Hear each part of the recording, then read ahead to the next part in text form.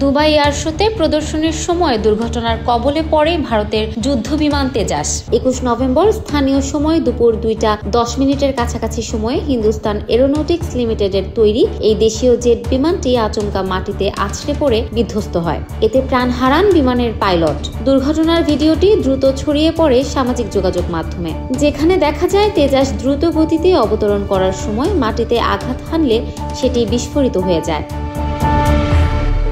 মধ্যপ্রাচ্যের এই বিশাল এয়ার শোর সমাপ্তির দিনে শত শত দর্শক মাঠের এই হৃদয় বিদারক ঘটনার সাক্ষী হন। প্রদর্শনী এলাকা থেকে প্রায় 1 মাইল দূরে বিমানটি ভূপাতিত হয় এবং সঙ্গে সঙ্গে আকাশে বিশাল কালো ধোঁয়ার কুণ্ডলী তৈরি হয়। পরবর্তীতে জরুরি উদ্ধারকারী দল দ্রুত ঘটনাস্থলে ছুটে যায়।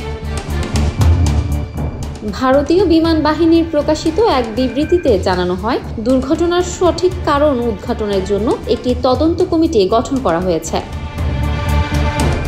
2016 সালে বিমানটির অন্তর্ভুক্তি হয়েছিল ভারতীয় বিমান বাহিনীতে। দেশীয় নকশায় তৈরি এই জেটটিকে অতীতেও একাধিক প্রযুক্তিগত চ্যালেঞ্জের সম্মুখীন হতে হয়েছে এবং এটি বিমানটির ক্ষেত্রে দ্বিতীয়বারের মতো বড় ধরনের দুর্ঘটনা।